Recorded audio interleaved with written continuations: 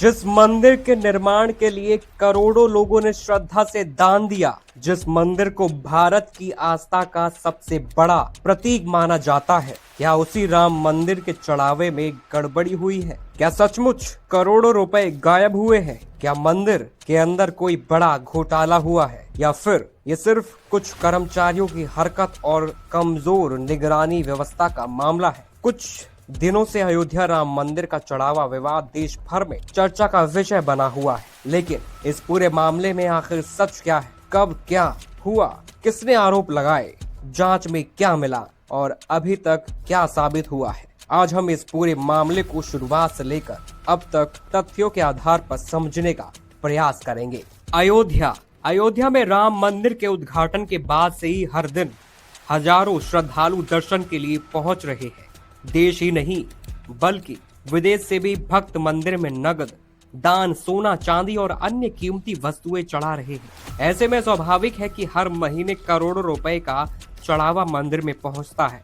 इतनी बड़ी रकम के प्रबंधन के लिए एक पूरी व्यवस्था बनाई गई है, जिसमें कि दान पात्र खोले जाते हैं, पैसों की गिनती होती है, रिकॉर्ड तैयार किए जाते हैं और फिर रकम बैंक में जमा भी कराई जाती है। इसके कागजों पर यह व्यवस्था काफी मजबूत दिखाई देती है, लेकिन जून 2026 में कुछ ऐसे सवाल उठे जिन्होंने पूरे सिस्टम को कटघरे में खड़ा कर दिया। जून 2026 के शुरुआती दिनों में खबरें सामने आने लगी कि राम मंदिर के चढ़ावे की गिनती और प्रबंधन में कुछ गड़बड़ियां हो सकती है।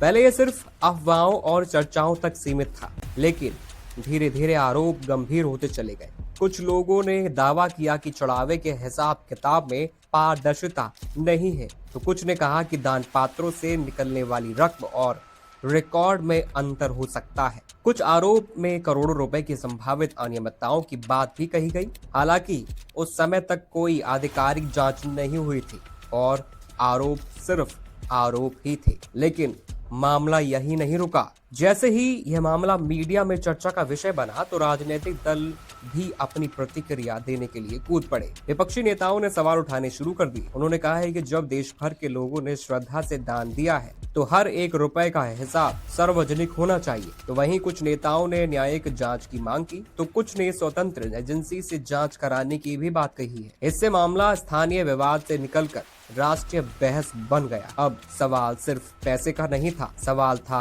करोड़ों श्रद्धालुओं के विश्वास का। वहीं इन आरोपों के बीच श्री राम जन्मभूमि तीर्थ क्षेत्र ट्रस्ट सामने आया। इस ट्रस्ट की ओर से कहा गया है कि करोड़ों रुपए गायब होने जैसी खबरों में सच्चाई नहीं है। ट्रस्ट का दावा था कि दान की गिनती और जमा कराने की प्रक्रिया पहले से ही तय नियमों के अनुसार होती है। यानी ट्रस्ट ने बड़े घोटाले की बात को खारिज कर दिया है, लेकिन आरोप लगातार बढ़ रहे हैं और इसी बीच जांच की मांग भी तेज होती नजर आ रही है। ये मामला उस समय ज्यादा गंभीर हो गया जब निगरानी से जुड़े कुछ पहलुओं पर सवाल उठने लगे। सूत्रों के अनुसार सीसीटीवी फुटेज की जांच शुरू हुई, काउंटिंग हॉल में रिकॉर्ड देखे गए और बैंक जमा राशि और गिनती के दस्तावेज खंगाले गए। और फिर कुछ ऐसे संकेत सामने आए जिनकी वजह से जांच को और भी गंभीरता से लिया गया। यहीं से यह मामला केवल राजनीति आरोप प्रत्यारोप नहीं रहा, बल्कि प्रशासनिक जांच का विषय बन गया है। वहीं विवाद बढ़ने के बाद उत्तर प्रदेश सरकार ने एसआईटी यानी स्पेशल इन्वेस्टिगेशन टीम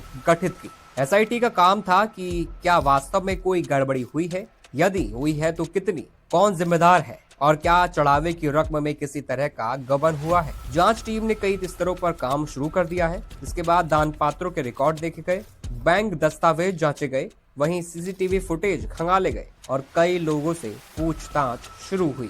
जांच के दौरान सबसे ज्यादा चर्चा एक सीसीटीवी फुटेज को लेकर हुई है, जिसके बाद राम मंदिर निर्माण समिति के अध्यक्ष नृपेंद्र मिश्रा ने सार्वजनिक रूप से स्वीकार किया कि फुटेज में एक कर्मचारी पैसे लेते हुए दिखाई दिया है। यह बयान बेहद महत्वपूर्ण है, क्योंकि पहली बार किसी वरिष्ठ जिम्मेदार व्यक्ति ने माना कि निगरानी व्यवस्था में खामियां हैं। हालांकि यहाँ एक बात समझना बेहद जरूरी है कि एक कर्मचारी का पैसे लेते दिखाई देना और करोड़ों रुपए का घोटाला साबित होना दोनों अलग अलग बातें हैं। अब तक जांच में यह साबित नहीं हुआ है कि करोड़ों रुपए का गबन हुआ या नहीं, लेकिन यह जरूरी सामने आया है कि निगरानी प्रणाली में खामियां जरूर हुई है और इन्हीं खामियों की वजह से पूरे सिस्टम पर सवाल उठ रहे हैं। जिसके बाद जांच के दौरान रामशंकर यादव उर्फ टिन्नू का नाम भी सामने आया। उनसे पूछताछ की गई। कुछ धार्मिक नेताओं ने उन पर गंभीर आरोप लगाए। हालांकि दूसरी तरफ संबंधित लोगों ने इन आरोपों को खारिज भी किया। इसलिए फिलहाल यह कहना गलत होगा कि किसी व्यक्ति की भूमिका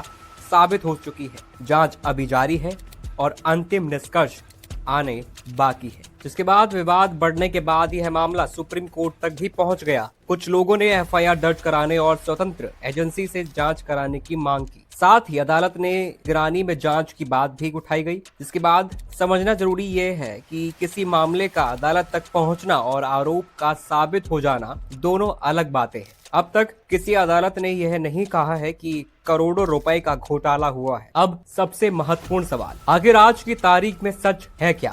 सच नंबर 1, एसआईटी की जांच चल रही है। सच नंबर 2, एसआईटी फुटेज और रिकॉर्ड की जांच हुई है। सच नंबर 3, कई लोगों से पूछताछ की जा चुकी है। सच नंबर 4, निगरानी व्यवस्था में खामियां स्वीकार की गई है। सच नंबर 5, एक कर्मचारी के पैसे लेते दिखाई देने की बात सामने भी आई है। अब राम मंदिर सिर्फ एक इमारत नहीं है, ये करोड़ों लोगों की आस्था, भावनाओं और विश्वास का प्रतीक भी है। इसलिए इस मामले में पारदर्शिता और जवाबदेही उतनी ही जरूरी है जितनी निष्पक्ष जांच। अगर कोई दोषी है तो उसे सजा मिलनी चाहिए, लेकिन अगर आरोप गलत है तो सच भी सामने आना चाहिए। फिलहाल जांच जारी है और अंतिम निष्कर्ष आने तक आरोपों और तथ्यों के बीच अंतर समझना बेहद जरूरी है। आप इस मामले पर क्या सोचते हैं? क्या यह सिर्फ एक सिस्टम की कमजोरी है या इसमें कोई बड़ा कुछ है? अपनी राय हमें कमेंट में जरूर बताएं, आप क्या समझते हैं। और ऐसे ही तमाम खबरों के साथ बने रहिए KSM न्यूज चैनल के साथ। धन्यवाद।